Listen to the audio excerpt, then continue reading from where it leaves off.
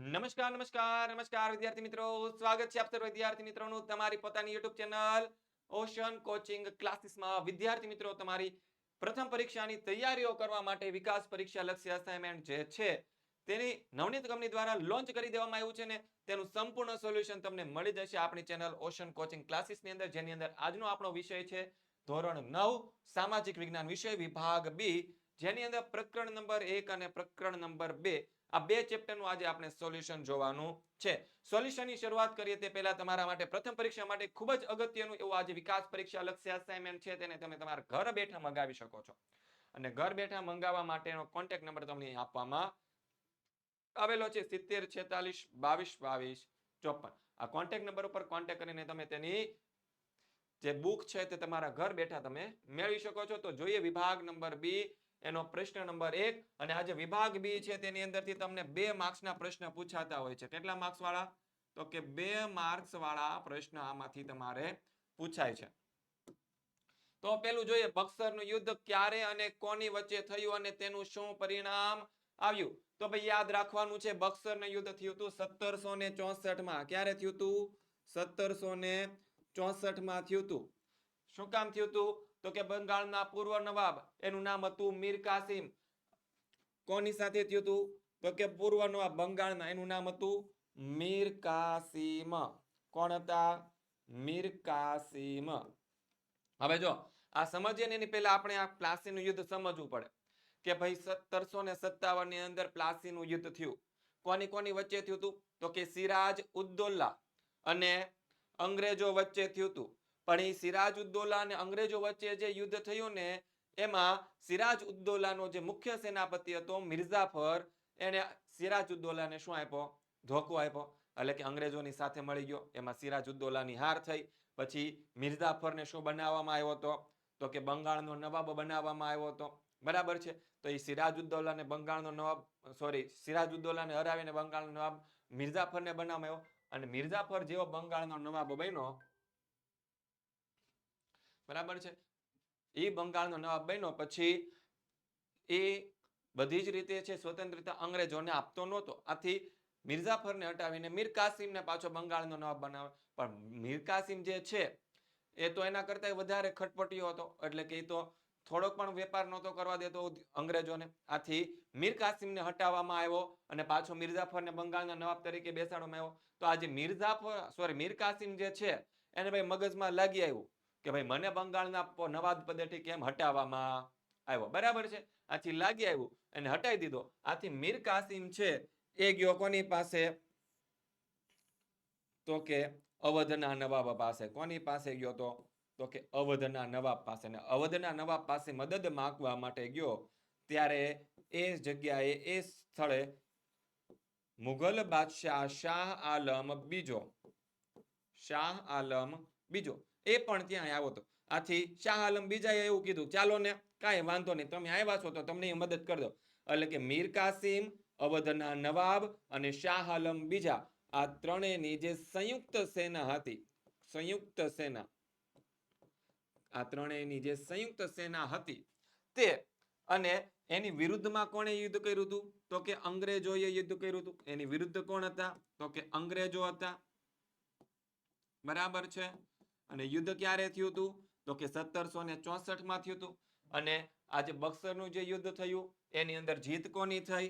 તો કે અંગ્રેજોની. શું થઈ? તો કે અંગ્રેજોની થઈ જીત. શું થયું? અંગ્રેજોની જીત થઈ. અને મીર કાસિમ ત્યાંથી શું થઈ ગયો? તો કે નાસી ગયો. મીર કાસિમ શું થઈ ગયો? તો કે ત્યાંથી ભાગી ગયો, નાસી ગયો. પછી શાહ આલમ અને અંગ્રેજોને બંગાળ, બિહાર અને ઓડિશાના પ્રાંતમાંથી જમીન મહેસૂલ ઉઘરાવવાની દીવાની સત્તા આપી. અને શાહ આલમ વધ્યા તો એને અંગ્રેજોને શું આપ્યું? તો ભાઈ 3 પ્રદેશો. કયા કયા 3 પ્રદેશો હતા? તો કે હતા બંગાળ. કયા પ્રદેશો હતા? એક તો હતું બંગાળ, બિહાર અને ઓડિશા.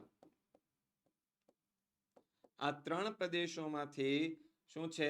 તો કે શું ઉઘરાવવાની? તો કે મહેસૂલ ઉઘરાવવાની દીવાની સત્તા આપવામાં આવી. શું ઉઘરાવવાની? મહેસૂલ ઉઘરાવવાની દીવાની સત્તા આપવામાં આવી. કોણે આપી હતી? તો કે શાહ આલમ બીજાએ. બરાબર છે.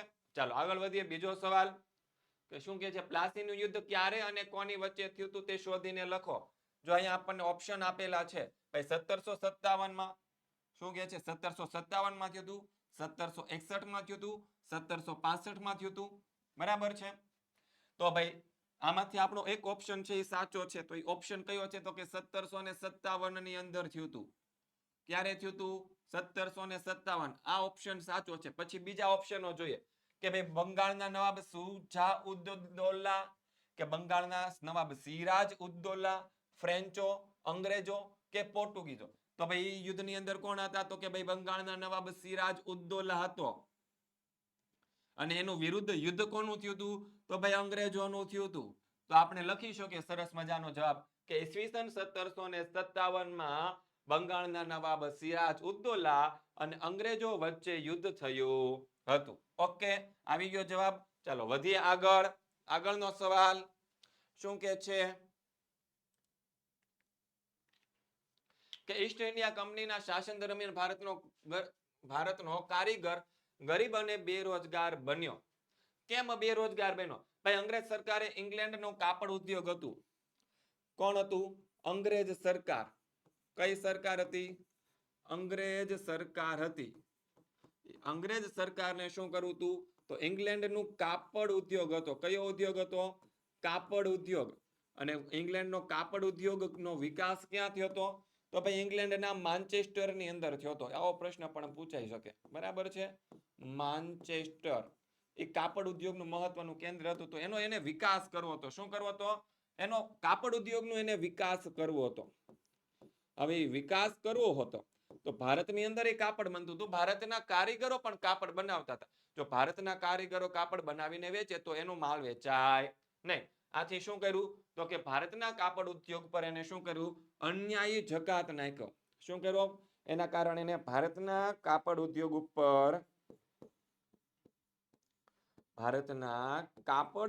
ઉપર શું નાખ્યો? અન્યાયી જકાત નાખ્યો. જકાત એટલે થાય ટેક્સ. શું થાય? ટેક્સ અથવા તો કર થાય. તો હવે જો ટેક્સ નાખવામાં આવે તો એ વસ્તુ ભારતનો કાપડ કેવું થઈ ગયું? તો કે મોંઘું થઈ જાય. કેવું થઈ જાય? મોંઘું થઈ જાય. બરાબર છે. ભારતનું કાપડ મોંઘું થઈ ગયું તો એની સરખામણીમાં અંગ્રેજોનું કાપડ હતું એ કેવું થઈ ગયું? સસ્તું થઈ ગયું. બરાબર છે. હવે ભારતનું કાપડ ઉદ્યોગ મોંઘું થઈ ગયું તો કોઈ પણ વ્યક્તિ છે મોંઘી વસ્તુ તો ખરીદવાનું નથી. અને કોઈ વસ્તુ ન ખરીદે તો જે ભારતના વેપારીઓ હતા, ભારતના જે કારીગરો હતા, એનો જે હુન્નર ઉદ્યોગ હતો એ પડી ભાંગ્યો. આ માટે અંગ્રેજ સરકારે અયોગ્ય રીતસમો અપનાવી. પરિણામે ભારતના ઉદ્યોગ ધંધા છે એ શું થયા? પડી ભાંગ્યા. અને ભારતનો જે કારીગર વર્ગ હતો તે કેવો થઈ ગયો? તો કે બેકાર બન્યો. પછી નિયામક ધારાની મુખ્ય જોગવાઈઓ શી હતી? તો ભાઈ નિયામક ધારો પસાર ક્યારે થયો? તો કે 1773 માં નિયામક ધારો પસાર કરવામાં આવ્યો હતો. ક્યારે? 1773. હવે એની જોગવાઈઓ જોઈએ તો કે પહેલી જોગવાઈ કે બંગાળના ગવર્નરને ગવર્નર જનરલનું પદ આપવામાં આવ્યું. કોના? તો કે બંગાળના જે ગવર્નર હોય ને, ગવર્નર, એને કયું પદ આપવામાં આવ્યું? તો કે ગવર્નર જનરલનું. ગવર્નર જનરલ એટલે શું? તો ભાઈ બંગાળનો નવાબ હોય ને, બંગાળનો જે ગવર્નર હોય ને આખા દેશનો ગવર્નર ગણાશે. એટલે કે આખા દેશ ઉપર શાસન કોનું હશે? તો કે બંગાળના ગવર્નર. પછી અંગ્રેજના કંપની વેપારી અને રાજકીય હિતો તેમજ પ્રવૃત્તિઓને ગવર્નર જનરલના સીધા અંકુશ નીચે મૂકવામાં આવ્યા. કોના હેઠળ? તો કે આજે ગવર્નર જનરલ બન્યા હોય, બરાબર છે, એને વેપારી અને રાજકીય હિતો અને પ્રવૃત્તિ શું હતું? તો કે જે વેપાર થતો, શું થતું? તો કે વેપાર થતો, રાજકીય હિતો જે હતા, રાજકીય હિતો હતા, આ બધાનો વહીવટ છે. પછી શું છે? વેપારી છે, રાજકીય હિતો છે, તેમજ પ્રવૃત્તિઓ એટલે કે અંગ્રેજો જે કંઈ પણ પ્રવૃત્તિ કરતા હોય એ બધી જ પ્રવૃત્તિ કોણ સંભાળે? તો કે ગવર્નર જનરલ સંભાળે. મુંબઈ અને ચેન્નઈના ગવર્નરો તેની કાઉન્સિલ ગવર્નર જનરલના સીધા અંકુશ નીચે મૂકવામાં આવ્યા. હવે આ જે ગવર્નર જનરલ છે એના અંકુશ નીચે કોણ કોણ હતા? તો કે ભાઈ મુંબઈ, ક્યાં? મુંબઈ અને ચેન્નઈના જે ગવર્નરો હતા એ આ બંગાળના ગવર્નર જનરલની નીચે ગણાતા. એટલે કે મુખ્ય પદ કોની પાસે હતું? બંગાળના ગવર્નર જનરલ પાસે હતા. આ હતો મુખ્ય નિયામક ધારો. ત્યારબાદ આગળ જોઈએ, ડેલહાઉસી સામ્રાજ્યવાદીની સાથે સાથે સુધારાવાદી પણ હતો. તો આ વિધાન સમજાવો તો સરસ રીતે તમને સમજાઈ દે કે ઈસવીસન 1853 ની અંદર કયા કયા કામ કર્યા હતા જેના કારણે આજે ડેલહાઉસી છે એને સુધારાવાદી કહેવાય? તો એને ભારતની અંદર સૌ પ્રથમ રેલવે લાઇનની શરૂઆત કરી. શું કર્યું? સૌ પ્રથમ રેલવેની શરૂઆત કરી. શેની શરૂઆત કરી? રેલવેની. કોણે? તો કે ડેલહાઉસી. ક્યાંથી ક્યાં સુધીની હતી? તો કે મુંબઈ થી થાણા વચ્ચેની. ક્યાંથી ક્યાંની હતી? તો કે મુંબઈ થી થાણા વચ્ચેની રેલવે લાઈન શરૂ કરી. બરાબર છે. પછી ભારત ઇંગ્લેન્ડ વચ્ચે તાર વ્યવહાર શરૂ કર્યો. તાર અને શું? તાર વ્યવહાર શરૂ કર્યો એટલે કે સંદેશા મોકલવાનો વ્યવહાર. તાર વ્યવહાર ક્યાંથી ક્યાં શરૂ કર્યો? તો કે ભારતથી ઇંગ્લેન્ડ વચ્ચે. ક્યાં વચ્ચે? ભારતથી ઇંગ્લેન્ડની વચ્ચે છે તાર વ્યવહાર શરૂ કરી. પછી ત્રીજું કામ એને કર્યું હતું જાહેર બાંધકામ ખાતાની. જાહેર બાંધકામ ખાતું. બરાબર છે. આની શરૂઆત કરી. પછી અંગ્રેજી કેળવણીની શરૂઆત કરી. શેની? અંગ્રેજી કેળવણી. પછી શેની શરૂઆત કરી હતી? તો કે વિધવા પુનર્વિવાહ, વિધવા પુનર્વિવાહ અને બાળ લગ્ન પ્રતિબંધિત ધારો. બાળ લગ્ન પ્રતિબંધક ધારો. આ બધા જ કામ છે. ધારો એટલે કે કાયદો. શું થાય? આ બધી જ વસ્તુ છે કોને? ડેલહાઉસીએ શરૂ કરી. આથી એવું કહી શકાય કે ડેલહાઉસી છે એ સામ્રાજ્યવાદીની સાથે સાથે સુધારાવાદી પણ હતો. હવે જોઈએ ભાઈ પ્લાસીના યુદ્ધમાં સિરાજુદ્દૌલાની હાર થઈ. આ વિધાન સમજાવો.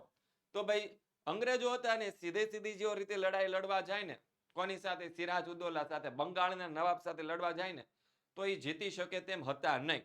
આથી એને શું કરવાનું નક્કી કર્યું? ભાઈ કંઈક છળ કપટ કરીએ તો જીતી શકાય તેમ હતું. આથી એને કાવતરા કરવાનું શરૂ કર્યું. તો કાવતરાની અંદર એને શું કર્યું? તો કે ભાઈ જે આ સિરાજુદ્દૌલા હતો તેનો જે મુખ્ય સેનાપતિ હતો મિર્ઝાફર. કોણ હતો? મિર્ઝાફર. એને બોલાવ્યો. અહીંયા બેટા, અહીંયા એટલે કુકુ કુકુ. અહીંયા બિસ્કિટ જ આપ્યું તું રીતસરનું, લોલીપોપ જ પકડાઈ દીધો. જો હું તને છે ને ઓફર આપું છું. કે હું ઓફર આપશો? કે ભાઈ જો આ જે પ્લાસીનું યુદ્ધ થાય સિરાજુદ્દૌલા અને અંગ્રેજો છે એમાં જે યુદ્ધ થાય ને એમાં તારે છે ને કાંઈ વહીવટ કરવા થતો નથી. તું ભલે સેનાપતિ રહ્યો, તું તારી સેના લઈને સાઈડમાં બેસી જાજે. બરાબર? તો મિર્ઝાફર કે એવું કરવાથી મને મળશે હું ભાઈ? તું કેમ હું કરું હું કામ? બરાબર છે. એટલે અંગ્રેજો ઓફર આપી કે જો સિરાજુદ્દૌલા હારી જશે તો ભાઈ બંગાળનો નવાબ તને બનાવી દેવું. વાહ, સપના જોવા મળ્યો. હું બંગાળનો નવાબ. બરાબર છે. અને જ્યારે યુદ્ધ થયું ને ત્યારે એને કર્યું એવું. જેવું યુદ્ધ શરૂ થયું ને એટલે મિર્ઝાફર પોતાની સેના લઈને સાઈડમાં વયો ગયો. એની સેનાને એને યુદ્ધનો આદેશ આપ્યો નહીં. બરાબર છે. આ એક ઘટના થઈ. બરાબર છે. પછી સિરાજુદ્દૌલાના જે બીજા વિરોધીઓ હતા એને પણ લાલચ આપી અને લઈ લીધા. અમીચંદને છે 30 લાખ રૂપિયાની લાલચ આપી. અહીંયા 30 લાખ રૂપિયા જોતા તો તારે છે ને સિરાજુદ્દૌલાને મદદ નથી કરવાની થતી. સારું, કાંઈ વાંધો નહીં, 30 લાખ રૂપિયા લાવો, મદદ નહીં કરું. એટલે અમીચંદને 30 લાખ રૂપિયાનું આપ. પછી રોબર્ટ ક્લાઇવે છે બંગાળના નવાબ અંગ્રેજોને કનડગત કરે છે એવું બાનું આપીને 1857 ની અંદર છે 1757માં પ્લાસીના મેદાનમાં સિરાજુદ્દૌલા સાથે યુદ્ધ થયું અને એમાં સિરાજુદ્દૌલાની હાર થઈ ગઈ. બરાબર છે. આવી રીતે સિરાજુદ્દૌલાને હરાવવામાં આવ્યો હતો. બાકી સિરાજુદ્દૌલાને તે લોકો સીધી રીતે હરાવી શકે તેમ હતા નહીં. આગળ વધીએ. 7મો સવાલ કે ડેલહાઉસીએ ખાલસા નીતિ અમલમાં મૂકી. આ વિધાન સમજાવો. ભાઈ ડેલહાઉસી છે ઉગ્ર સામ્રાજ્યવાદી હતો. પોતાને સામ્રાજ્યનો વિસ્તાર કરવો હતો. પણ ઘટના કઈક એવી બની કે ભાઈ ડેલહાઉસી પહેલા છે એ કોઈ પણ ભોગે સમગ્ર ભારતમાં શું કરવા માંગતો હતો કે કંપની સરકારના શાસનનો વિસ્તાર અને અંગ્રેજોની સાર્વભૌમ સત્તા સ્થાપવા ઈચ્છતો હતો. એટલે કે આખા ભારત દેશમાં અંગ્રેજોનું શાસન હોવું જોઈએ તેવું તે ઈચ્છતો હતો. અને એ હેતુ સિદ્ધ કરવા માટે ડેલહાઉસીએ શું કર્યું તો કે ખાલસા નીતિ અમલમાં મૂકી. વેલેસ્લીએ સહાયકારી યોજના અમલ મૂકવા આ વિધાન સમજાવો. તો ભાઈ વેલેસ્લી હતો એ જ્યારે એવું કહેવાય કે એ ગવર્નર બન્યો એ સમયે ગવર્નર જનરલ બન્યો એની પહેલા જે ગવર્નર જનરલ હતા એનું નામ હતું સર જ્હોન શોર. અને તેને તટસ્થતાની નીતિ અપનાવી હતી. એ ભાઈ તટસ્થ હતા. ભાઈ એમ હાલે છે એમ હાલવા દો, આપણે વધારે વિસ્તાર કરવો નથી. ભારતીયોને ભાઈ છૂટછાટ આપી દો ને વાંધો નહીં. ઉદાર દિલનો માણસ હતો. પણ તેના કારણે ભારતમાં જે ઈસ્ટ ઇન્ડિયા કંપની હતી એની પ્રતિષ્ઠા ઘટી ગઈ. એનું જે વર્ચસ્વ હતું, એનો જે મોભો હતો ને એ ધીમે ધીમે ઓછો થઈ ગયો. અને તેનો રાજ્યનો વિસ્તાર અટકી ગયો. એટલે કે જેમ જેમ અલગ અલગ પ્રદેશો છે અગાઉના ગવર્નર જનરલો જેમ જે જીતતા જતા હતા, પણ આની તટસ્થતાની નીતિના કારણે આગળ નવા વિસ્તારો હવે જીતી શકાયા નહોતા. અને તેના સમયમાં અંગ્રેજોના હરીફ જે હતા મરાઠાઓ એ વધારે શક્તિશાળી બની ગયા. પરિણામે કંપનીની સર્વોપરિતા નષ્ટ થવાના સંજોગો ઊભા થયા. એટલે કે કંપનીનું શાસન છે કદાચ પૂરું થઈ ગયું તો. અને આવી પરિસ્થિતિમાં તટસ્થતાની નીતિનું પાલન કરવું કંપની સરકાર માટે હિતાવહ હતું નહીં. એટલે કે ઈસ્ટ ઇન્ડિયા કંપનીની જે સરકાર ભારતની ઉપર ચાલતી હતી એના માટે યોગ્ય હતું નહીં. આથી વેલેસ્લીએ શું કર્યું તો ભાઈ કંપનીની સર્વોપરિતા અને પ્રતિષ્ઠાને જાળવી રાખવા માટે સહાયકારી યોજના છે તે અમલમાં મૂકી. યુરોપવાસીઓને નવો જળમાર્ગ શોધવાની જરૂરિયાત ઊભી થઈ. આ વિધાન સમજાવો. તો ભાઈ અહીંયા યુરોપ છે. કોણ છે? યુરોપ છે. Just example. અને અહીંયા છે ભારત. બરાબર છે. તો આ જે ભારત છે અને યુરોપ છે એ બંનેનો વેપાર છે ને થોડોક જમીન માર્ગે અને થોડોક છે ને દરિયાઈ માર્ગે થતો હતો. કયા માર્ગે થતો હતો? દરિયાઈ માર્ગે થતો હતો. જમીન માર્ગ અને દરિયાઈ માર્ગ. આ વ્હાઈટ લાઈન છે એ તમારી જમીન માર્ગ છે અને બાકીની છે એ કઈ છે તો કે બ્લુ કલરની છે એ તમારો દરિયાઈ માર્ગ છે. બરાબર છે. તો આ જે જમીન માર્ગે અને દરિયાઈ માર્ગે થતો તો અહીંયા આવે રાતો સમુદ્ર. કયો સમુદ્ર આવે? રાપ્તો સમુદ્ર આવે. બરાબર છે. તો આ રાતો સમુદ્ર પાર કરો ને એટલે ત્યાં યુરોપનું એક મથક હતું અને એનું નામ હતું કોન્સ્ટેન્ટિનોપલ. કયું હતું? કોન્સ્ટેન્ટિનોપલ. બધો મોટા ભાગનો માલ ભારતથી પહેલા અહીંયા કોન્સ્ટેન્ટિનોપલ પહોંચતો ને ત્યાંથી પછી યુરોપના શું કોન્સ્ટેન્ટિનોપલ પહોંચીને યુરોપના અલગ અલગ દેશની અંદર પહોંચતો હતો. અલગ અલગ દેશની અંદર જતો હતો. બરાબર છે. યુરોપ બહુ વિશાળ હતો આમ. બરાબર. યુરોપના અલગ અલગ દેશમાં પહોંચતો. પણ જે તુર્ક મુસ્લિમ લોકો હતા તેને ખ્રિસ્તીઓનું જે આ કોન્સ્ટેન્ટિનોપલ અથવા તો ઇસ્તંબુલ હતું તે છે 1453 જીતી લીધું. 1453 ની અંદર કોણે જીતી લીધું તો કે તુર્ક મુસ્લિમોએ. કોણે? તુર્ક મુસ્લિમોએ જીતી લીધું. અને એને ના પાડી દીધી ભાઈ આ મારું આ જગ્યા છે, આ મેં જીતી લીધું છે અને અહીંયાથી હવે છે ને બીજો કોઈ વેપાર હવે તમારો થાવો જોવે નહીં.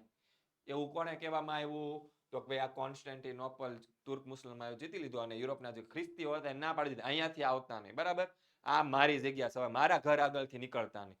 એટલે હવે ભારતની અંદરથી જે મરી મસાલા, તેજાના, સુતરાઉ, કાપડ, જે કંઈ પણ વસ્તુ જાતી, ગળી જાતી, સુરો ખાર જતો, એ બધી વસ્તુની આ યુરોપના લોકોને શું હતી? ખૂબ જ તાતી જરૂરિયાત હતી. ખૂબ જ જરૂરિયાત હતી. એના વગર એને ચાલે એમ હતું નહીં.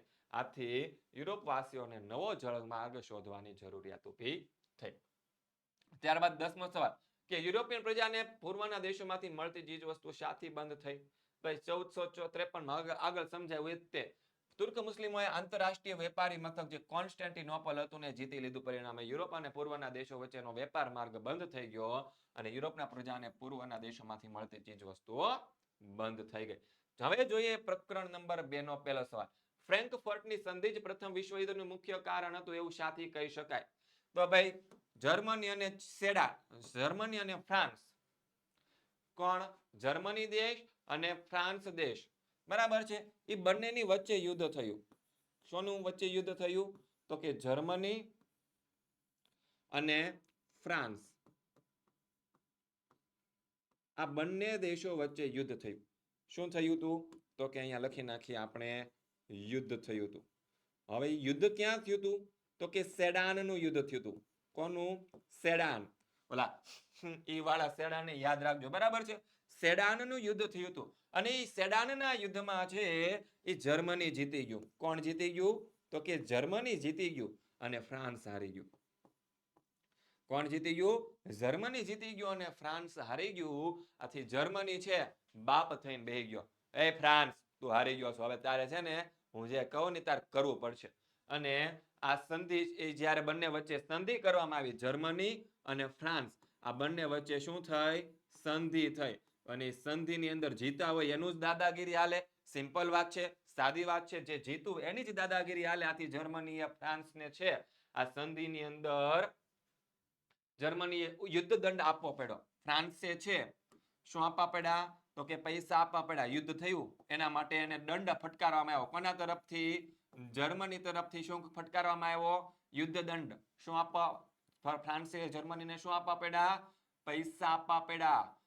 એક તો પૈસા તો આપવા જ પડ્યા, આ સિવાય જર્મનીએ છે ફ્રાન્સના બે પ્રદેશો આલ્સેસ અને લોરેન્સ આ બંને પ્રદેશો પણ છે જર્મનીએ ફ્રાન્સ પાસેથી લઈ લીધા.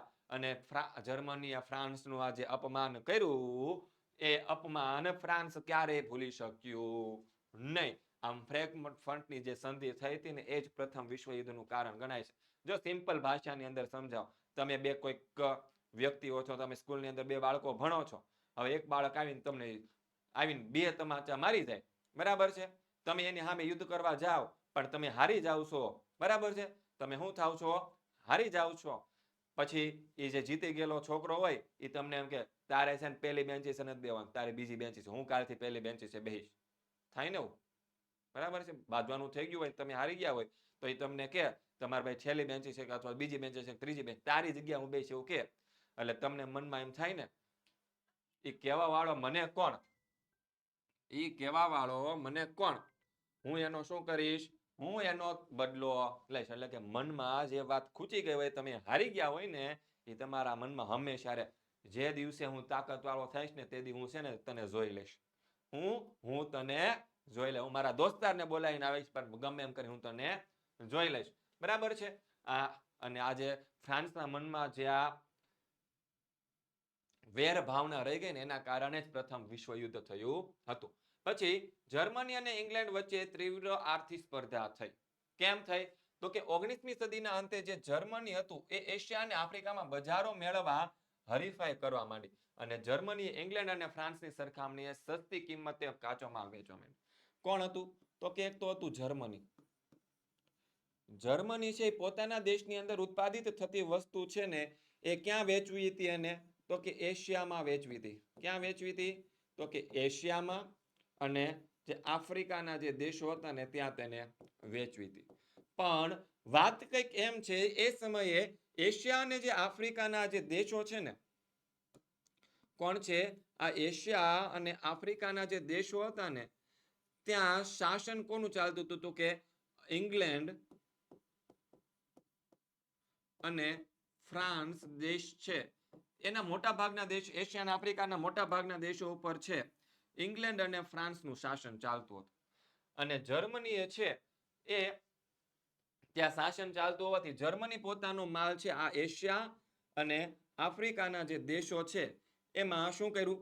તો ભાઈ ઇંગ્લેન્ડ વાળા જેટલા સસ્તા ભાવે માલ વેચતા હતા એના કરતા પણ સસ્તા ભાવે શું કર્યું? સસ્તા ભાવે માલ વેચવા લાગ્યા. શું વેચવા લાગ્યા?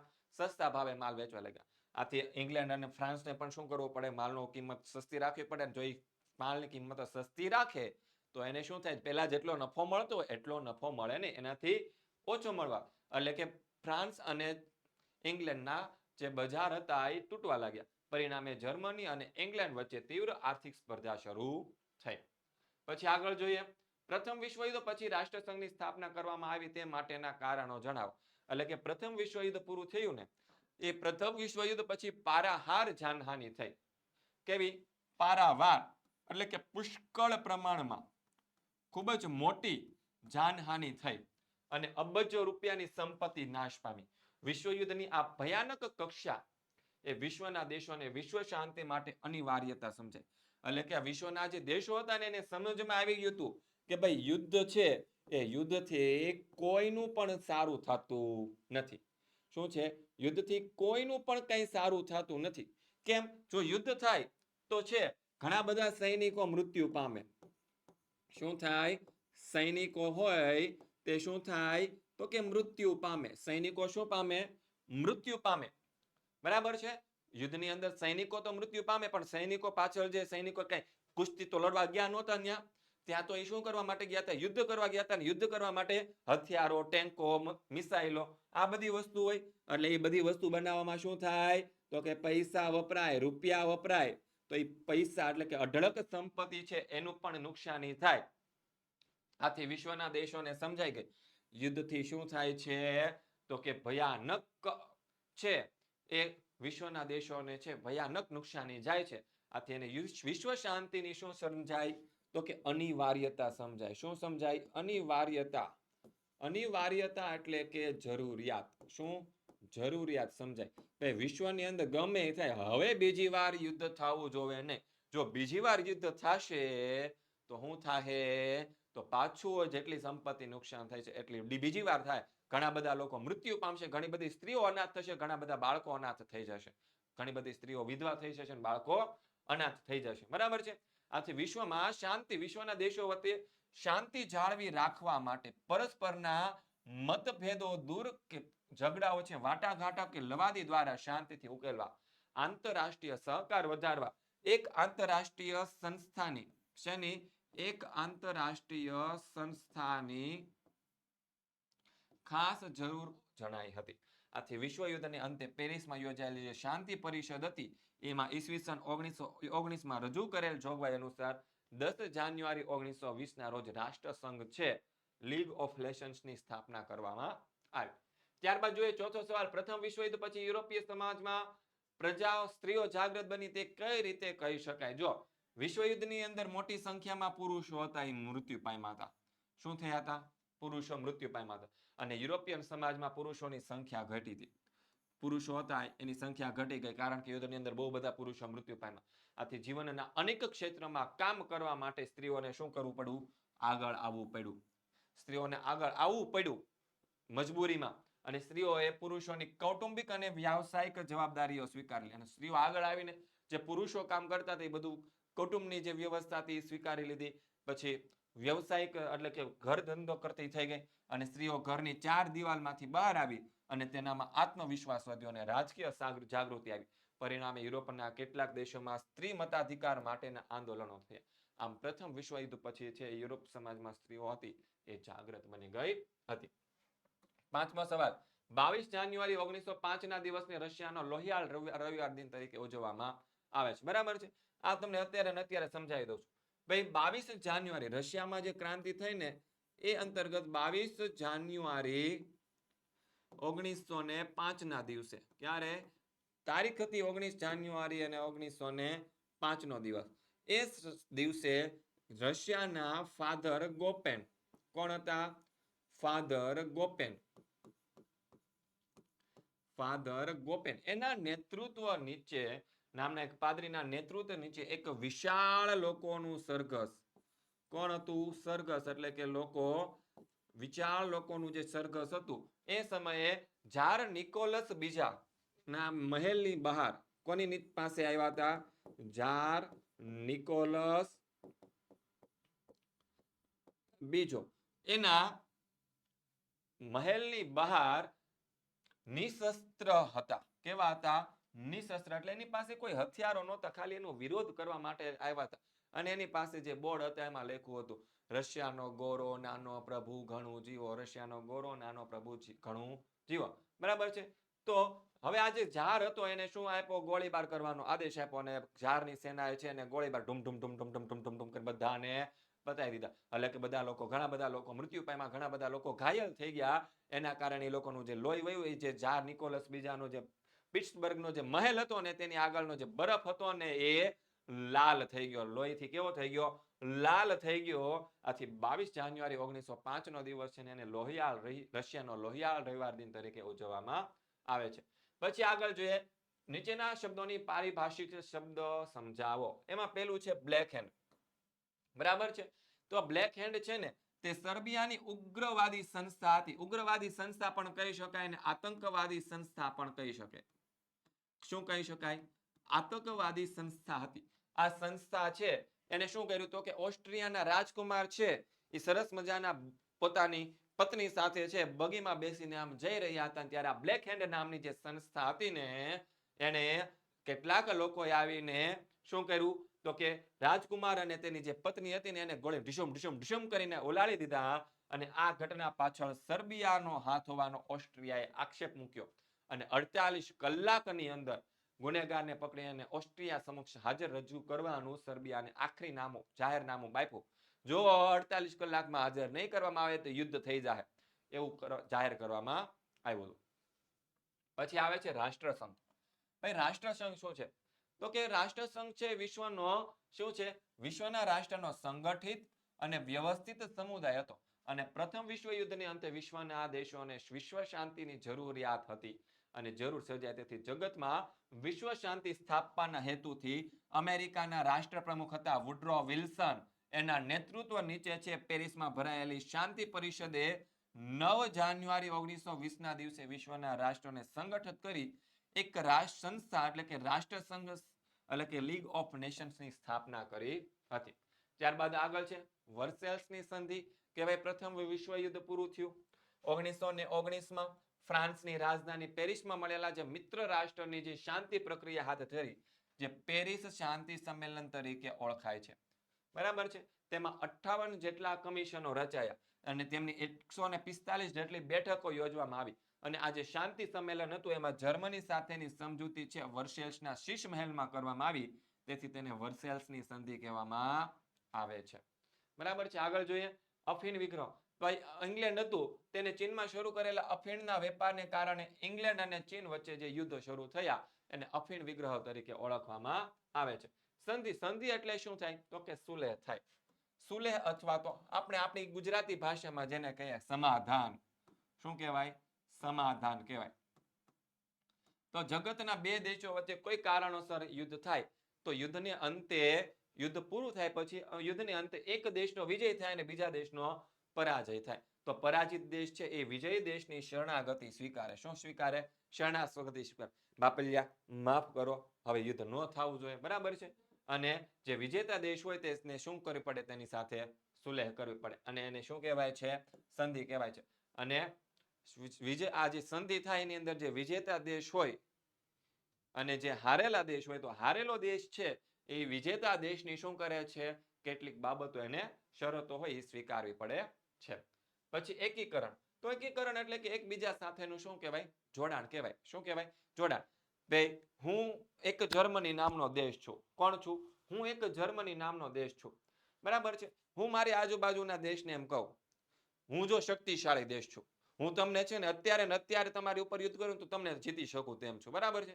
એના કરતા આ એક કામ કરો, તમે બધા મારી સાથે જોડાઈ જાઓ, તમારી ઉપર હું શાસન કરીશ. બરાબર છે. યુદ્ધ કઈ સારી બાબત નથી.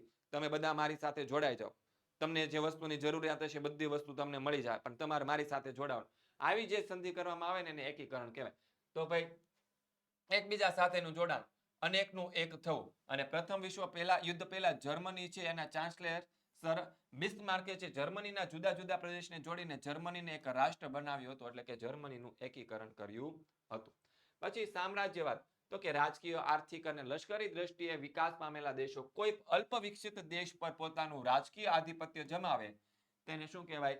સામ્રાજ્યવાદ કહેવાય. એટલે કે જે વિકસિત દેશો છે તે ઓલા ગરીબ દેશો છે ને એને પર પોતાનું શાસન કરે તો એને શું કહેવાય? સામ્રાજ્યવાદ કહેવાય. સામ્રાજ્યવાદી દેશ વિસ્તારવાદી નીતિ અપનાવે છે. કેવી? વિસ્તારવાદ એટલે કે પોતાનો વિસ્તાર વધારતા જ જાય. બરાબર છે. અને બીજા દેશોને પરાધીન બનાવીને તેનું શું કરે છે? શોષણ કરે છે. અને તે શું પોતે વિકસિત તો છે હજી વધારે શું બને છે? સમૃદ્ધ બને છે. તે જે પ્રજાને ગુલામ બનાવે તેની સંસ્કૃતિનો વિકાસ રૂંધે છે, તેની પર પોતાની સંસ્કૃતિનો પ્રભાવ પણ જમાવે છે.